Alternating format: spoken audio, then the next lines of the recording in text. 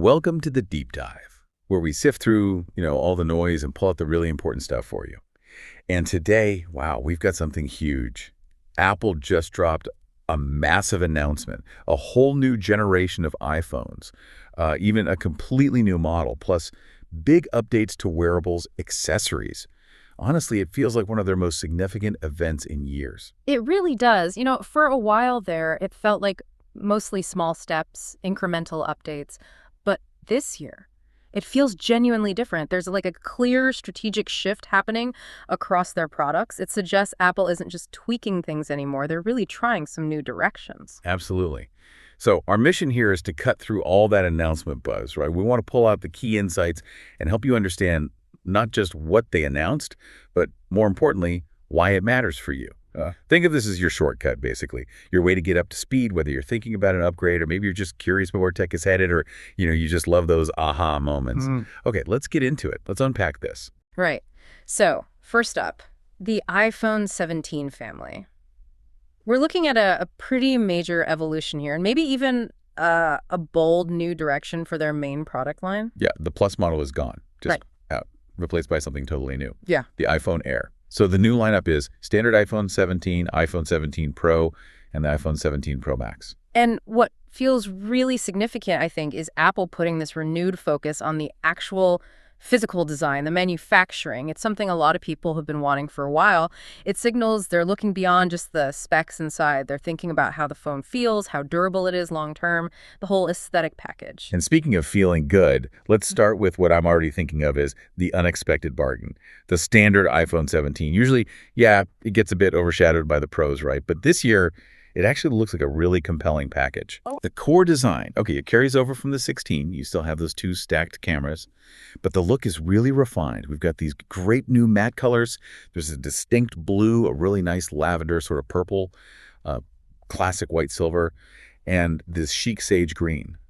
And those matte sides, they feel fantastic to hold. Really nice grip.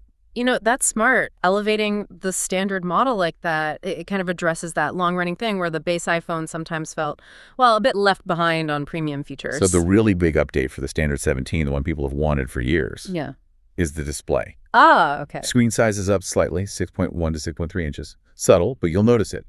But here's the real news. Promotion display. On the standard. Yes. Yeah. The standard iPhone 17 gets 120 hertz refresh rate, finally. So the super smooth, scrolling, gaming, just general interaction, it's a massive upgrade for the user experience. Wow, okay, that's huge. That's not just about smooth scrolling anymore, is it? It feels like a strategic move, raising the bar for the whole baseline experience. Totally.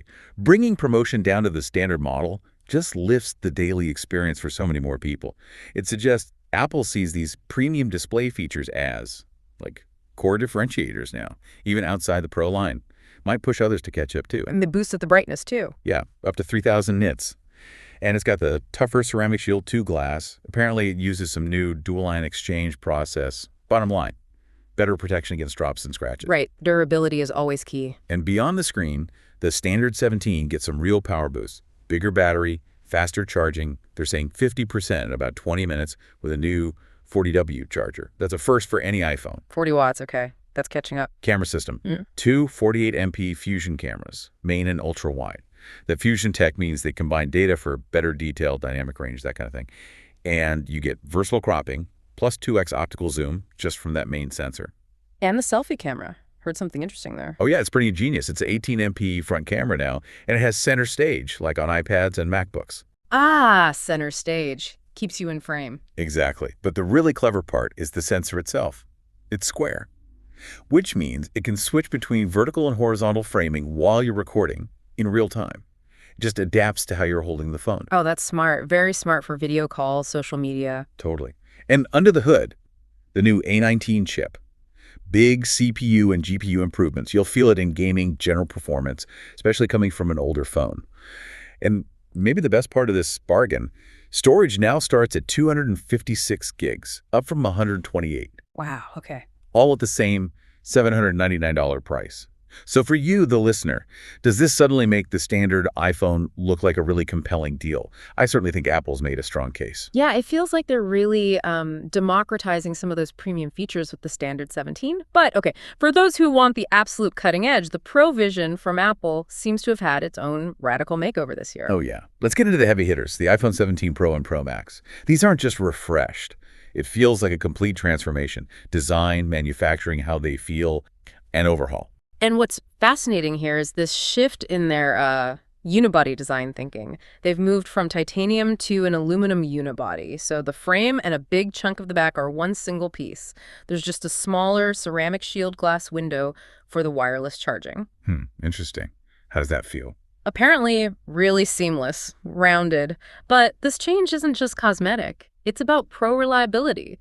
This new build allows for better sustained performance, better cooling, and crucially, a bigger battery. Right, the cooling aspect. Exactly. And to really push that, they've put a vapor chamber in the Pro line for the first time.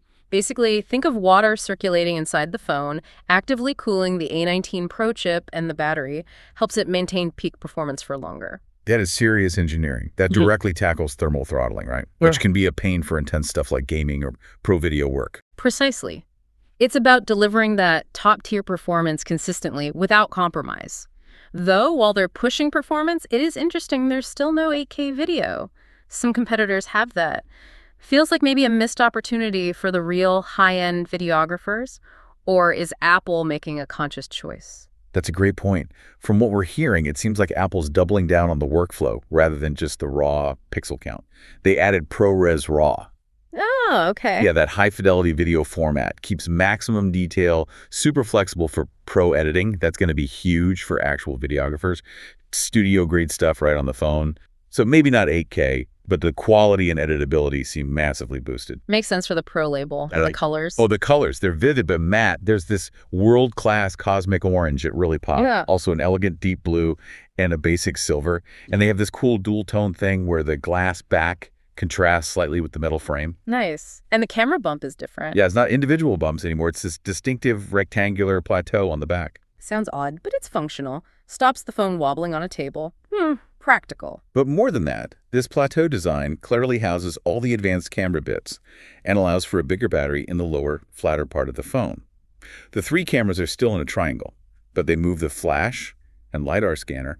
Looks more symmetrical now. So it's form and function, a deliberate design to help the engineering inside too. Better components, better thermals. Exactly. And speaking of cameras, optics, performance, both Pro models get that same 18MP center stage front camera as the standard 17. Good consistency there. On the back, all three cameras are now 48MP fusion cameras. All three, okay. But here's the big leap. The zoom. The new 48MP telephoto camera delivers 8x optical zoom. 8 times. Wow, that's a huge jump from 5x. Massive leap. And apparently, through sensor cropping, you can effectively get 8 different focal lengths without losing quality. Very versatile. And the chip powering all this. The A19 Pro, they're calling it the strongest chip on any mobile in the world. And with that better cooling, you get 40% more sustained CPU performance. Sustained is the key word there. Right. And the GPU has these neural accelerators. Right. Basically using AI to boost graphics beyond just raw power. This sounds like it's not just about faster gaming. It's hinting at Apple's bigger vision for on-device AI, right? Reshaping mobile computing, AR, personalized stuff, all running locally. Absolutely. Yeah. It makes gaming apparently devastating, but yeah, the potential is much broader. And battery life, connectivity. The Pro Max gets Apple's largest battery ever. They're claiming 4 hours more usage than last year's Max. Up to 39 hours of video playback. That's a lot. 4 hours more is significant. Wow. Now, this raises an important point, especially for listeners in, say, Middle Eastern and Arab markets.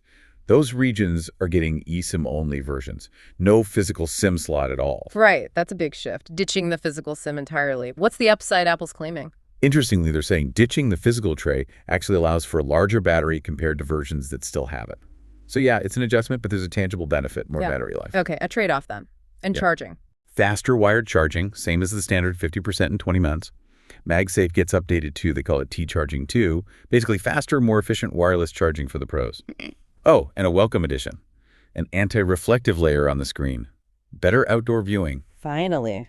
That's good news. Storage. Starts at 256 GB, like the standard, but you can go up to an insane TTB option on the Pro models. 2 terabytes. Okay, that's for serious power users. These Pros sound incredibly robust. They really do. But the Pro models, while pushing boundaries, weren't the only story. The real curveball, the thing that really got people talking, was the totally new iPhone Air.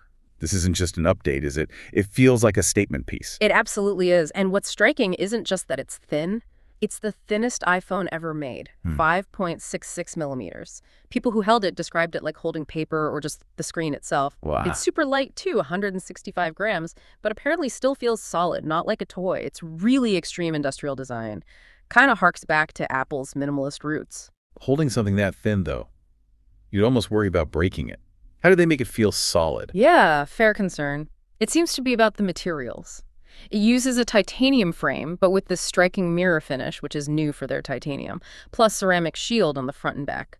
That combo, plus their unibody process, apparently gives it strength despite being so thin. It's positioned somewhere between the Pro and the old Plus model. But there are compromises for that thinness. Right, you can't have everything. What do they trade off? Well, the ultra-wide camera is gone. It just has a single 48MP fusion camera, though it still offers 2x zoom. And the battery is smaller. Apple still says full day and 27 hours video playback, but that's compared to 30 hours for the standard 17. Single camera, smaller battery, starting at $999. That feels quite niche. Is Apple risking putting off users who want more functionality by chasing thinness? That's a really good question. It seems like, yeah, it's not aimed at the power user. Apple seems to be targeting a specific market segment here, people who value that ultra premium, ultra thin design above absolutely everything else. It's not for everyone. It's positioned more as a luxury lifestyle kind of choice. For the person who wants that super chic look, that unbelievable feel, more than the absolute best camera or battery. Okay, so it's a fashion statement almost. But does it skimp on power? Surprisingly, no. Despite being so slim, it packs the same powerful A19 Pro chip as the Pro models. Oh, interesting. And it's loaded with new connectivity stuff. The new C1X modem twice as fast, apparently. And the N1 chip for Wi-Fi 7, Bluetooth 6, and Thread for smart home integration. Wi-Fi 7 and Thread. Okay, can you quickly unpack those for listeners maybe less familiar? Sure. Wi-Fi 7 basically means much faster speeds, lower latency, good for gaming, streaming, future applications. And Thread is this mesh network standard for smart home devices. It's low power, super reliable, lets your smart bulbs, locks, sensors talk to each other more efficiently. Got it. And the front camera. Same 18MP center, stage 1 as all the others. Standardized now. The iPhone Air starts at $999. So the question for you, the listener, is design paramount? Yeah. Is that sleekness enough to sway you? Okay, let's shift gears quickly to wearables. Apple didn't stop at iPhones. Big updates for the Watch and AirPods, too. Right. Apple Watch Series 11. What's new? Key things. Twice as scratch-resistant glass and better battery life, up from 18 hours to a full 24 hours. 24 hours is a nice bump. It also gets 5G support now, and it's thinner. They're calling it Apple's thinnest functional watch. And the health features. Always a big focus for the watch. Yeah, a key insight here is this new hypertension measurement feature. Now, it doesn't directly measure your blood pressure like a cuff does, but it detects indicators of high blood pressure and can warn you. It makes you think, doesn't it? How much health data we're passively gathering now. Our devices are really becoming these personal preventative health monitors. Absolutely. Yeah. It definitely raises questions about how this might integrate with actual medical care down the line. Yeah. Move beyond fitness tracking into, preventative insights you can share with a doctor. Then there's the Apple Watch Ultra 3. For the adventurers, bigger screen, they reduce the bezels, and significantly longer battery life. Up to 42 hours now. 42 hours. Wow. Faster refresh rate too, but it can go down to 1 hertz to save power. Faster charging, 5G. But here's the really interesting bit. Satellite connectivity. On the Ultra. Okay. Yep, first time. You can use satellite for emergencies or even just messaging in supported areas when you have no cell signal. Huge safety feature for off-grid folks. Plus, it has a domed screen design, supposed to give better viewing angles and cut down glare, which is vital outdoors. That satellite feature plus the longer battery, that really cements the Ultra as a serious tool for outdoor types, people working remotely. Genuinely expands what personal safety tech can do. And finally, AirPods 3 Pro. Okay, what's new with the earbuds? Design-wise, subtly smaller, improved silicone tips. But the upgrades inside are major.